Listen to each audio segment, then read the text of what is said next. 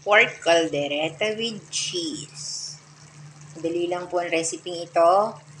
Igisa po natin yung bawang, sibuyas. Tapos, ilagay na po natin ang pork.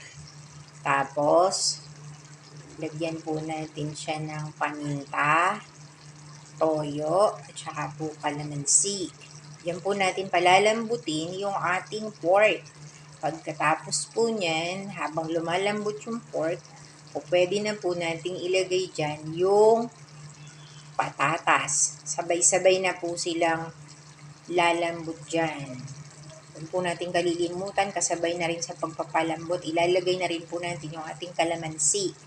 Kung wala po tayong kalamansi, maglagay po tayo ng lemon. Ayan, tapos tomato sauce, saka yung toyo. Hayaan lang po natin siyang kumulo. Ayan, kukulo lang siya. Hayaan lang natin siyang kumulo at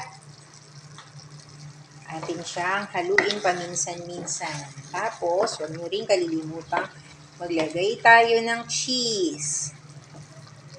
Kaya dapat po yung asin kaunti-kaunti lang.